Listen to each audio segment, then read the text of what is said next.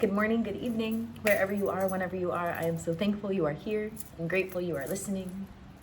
I want to make this video because of how scared I am to make this video and how all of the messages flooding in lately have been, if you feel the fear, do it anyway. If you are feeling resistance towards something, just do it, because either you need it or someone else needs it, or it'll take you somewhere you never thought possible. And so I wanted to share something that came up for me recently. I listened to a lot of YouTube card readings and channeled messages and things like that. And there was one that I was listening to, it was just yesterday. And she said that she saw a little girl scared in the dark in a room, and she was petrified. She was like, that little girl is you, and you haven't let anybody see her scared. You haven't let anybody... Okay. But what it was, what her reading zapped me back to was a moment in time where I was a little girl and I was scared in a room. And I want to share the story, but I'm scared. Okay. It's also, it's because like it involves so many people. It's like, it feels like it's not just my story to tell. Like, I feel like I almost need to like text my family and get permission to even speak on something that was my life, that happened to me. But I don't know. So, oh my God, there's a beautiful green lizard. He said, go ahead and tell your story. Go ahead and say your stuff. Okay. So, this is hard. This is hard. I feel like I'm a very vulnerable person, but okay. So, to give background to the story, so I have a little sister, and she became my little sister when she was like 1 year old.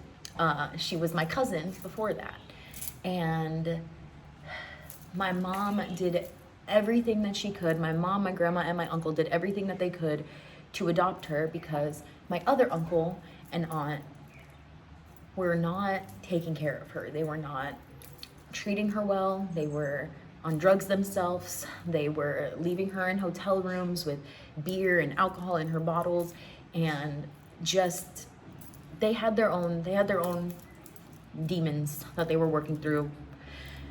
And so they were not in a place to take care of her. And so my mom and my grandma, like the angels they are, put in that work and adopted her. And probably literally saved her life, okay? And so I grew up with her as my sister. That's my sister. And my grandma has gone through unimaginable trauma that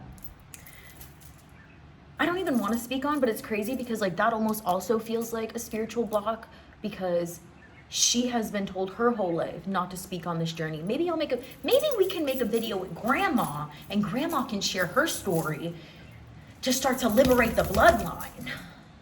Oh, I'm doing that. Oh, fuck. So this video is not going to be about what happened, but just know my grandma went through some shit, okay? And she was a kid, and she had her sisters, and this event happened, and she was told by her family, by her surroundings, by her community, do not talk about this, do not tell anybody about this, do not share about this, keep this to yourself. And that's where the trauma, that's where it gets locked in. That's where it gets locked in, because if you can't express it, oh my God. Okay, I need to make this video. This is me. Okay. That's where the trauma gets locked in. If you can't talk about it, if you can't express it, if you can't release it, it's stored in the cells. Oh my God, when I go home, it's a very traumatic story. So I should be this excited. I should be this excited because this might be her chance for liberation. Oh my God. Okay. Anyways, grandma went through a lot of stuff. She had 4 kids, my 3 uncles and my mom, okay? And she raised them. She did. She poured her love. She went to nursing school. She had Papa Ken, who is passed on, and he showed up for my family in ways that he did not need to. My grandma met him with already my 3 uncles and my mom, and he took them on, and he loved them, and he cared for them, and he became their dad, so much so that he is the only person that, like, from all the dads, from the kids, none of them, I don't consider them my grandpas. Papa Ken, that is my grandpa. That is my grandpa because he showed up. The rest of them, abusive, cheating men. You know, that's the way the news goes. And so he showed up and put her through nursing school. She put herself through nursing school. She went every single day, and she did that. And then she was able to, okay? But with all that drama, there are some side effects. There are some things that don't get addressed or taken care of. One of those things was the cleanliness of the home. I don't think in my grandma's entire life she has had a home that was clean, or had a home that felt like relief. And because of that, that was passed on to, if you don't learn something, you can't do it yourself. And so that was passed to my mom.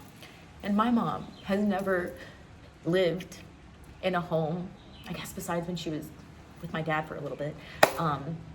But not even gonna go into that one. My mom has also not had a home that has felt safe, that has felt like relief, that has felt clean. And so by the time we were like in our, I must have been like 8 or 9, maybe 10. No, maybe Melinda was 8 or 9. I don't know. We were young, and my sister was a teenager. We were like teenagers, still young. But like we were like 10 to 12, 8 and 9, and then my sister was like 16 about. And we honestly still don't know to this day who actually called. Okay? That face was because I have some ideas. But we believe that it was my uncle. And my uncle decided to get, I don't know, revenge, quote unquote revenge on my mom and my grandma and my other uncle who decided to show up and take care of his kid. And he knew that the homes that we lived in were not the best. There was one point where me, my little sister, my mom, my grandma, my uncle, and my mom. Did I already say my mom? Me? 6 of us. Me, my sister, my little sister, my grandma, my uncle, my mom. Okay, yeah. I don't know if I already named them. 6 of us. 2-bedroom apartment with like a bunch of cats and a bunch of dogs. Okay, there was like 3 of us in one room, 2 of us in the living room, and my uncle had his own room. Okay, and not only was it very small, but it was very unclean. And I don't know if this is, y'all ever seen the show Hoarders? I have on both sides of my family, my grandma on my dad's side and my grandma and my mom on my mom's side, just in 2 different ways, honestly, in two different ways, but both of them because of trauma, because of pain, because of unaddressed things, their homes have not been able to be a safe haven for them.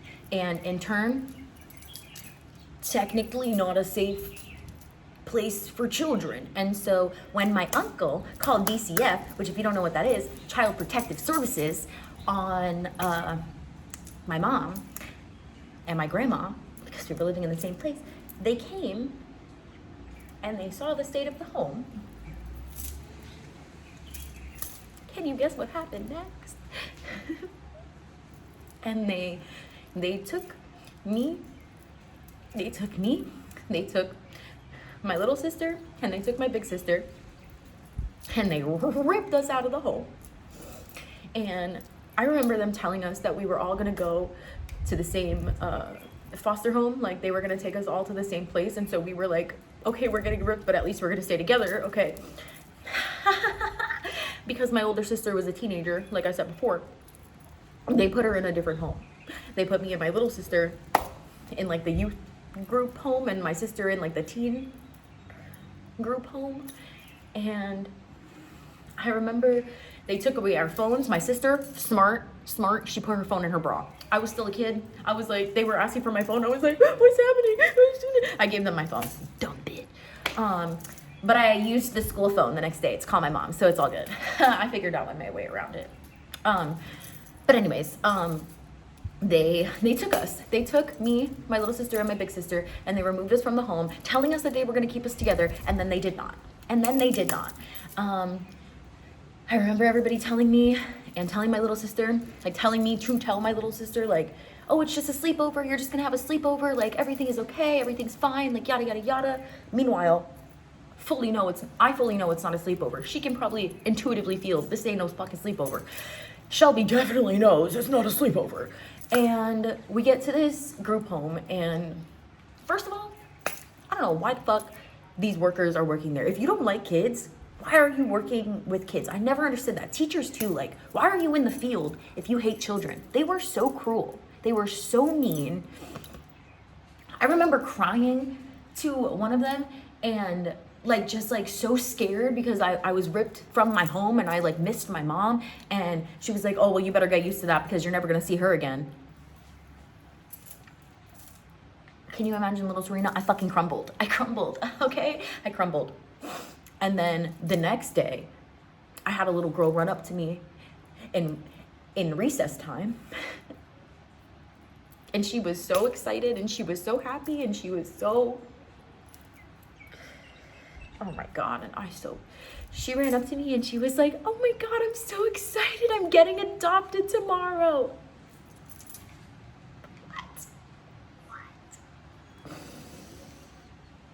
I was so terrified and so petrified that I was going to lose my mom, that I was going to lose my grandma, that I was going to lose my uncle, that I was going to lose my sisters, that I was going to lose my family. And her say from the worker telling me like, oh, just get used to it, like you're never going to see her again, and then this little girl running up to me telling me that she's getting adopted, and me sitting here like, what the fuck? I don't want to get adopted. I have a mom.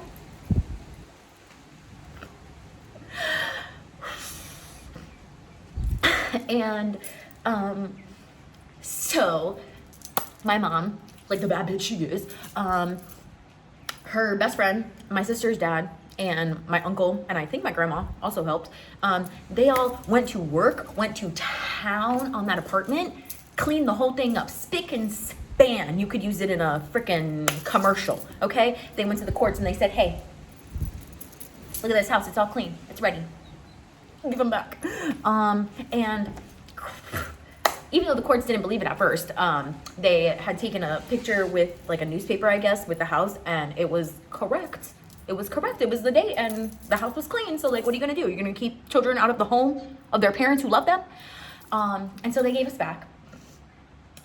But before that, because I think we were in there for a few days, before that had happened,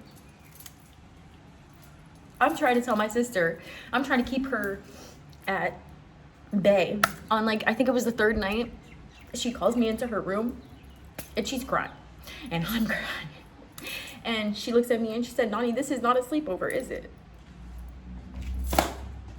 No, I couldn't keep it in. No, I can't. It's not a sleepover. It's not a sleepover. And I don't know if we're ever going home. I don't think I told her that. God, I hope I didn't tell her that. But that's where I was at. I didn't know if we were going home. And I don't even know where I would have been. Like,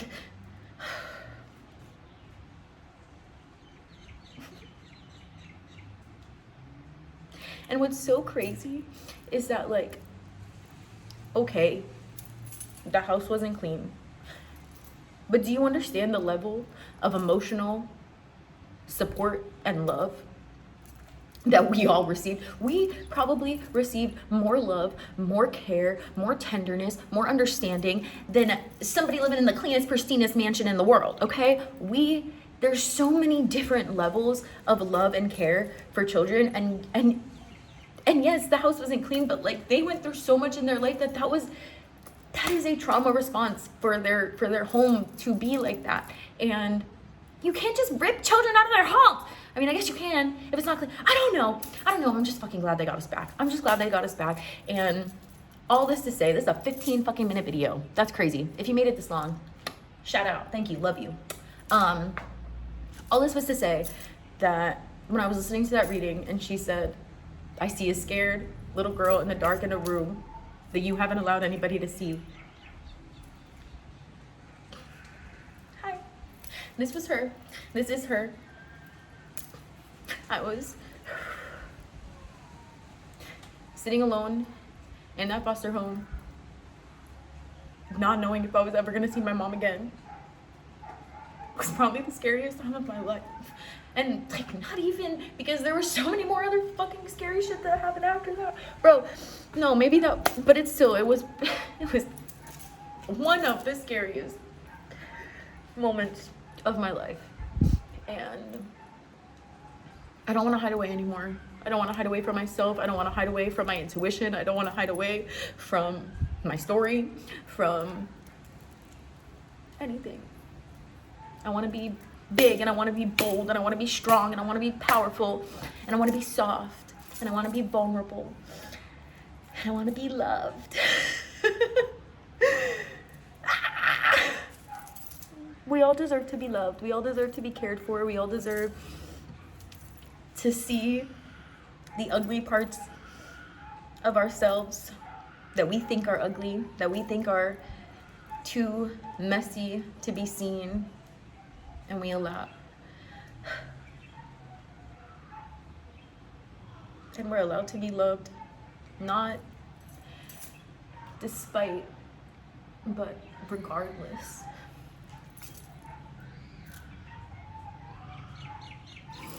I love you, and I hope you have a beautiful day.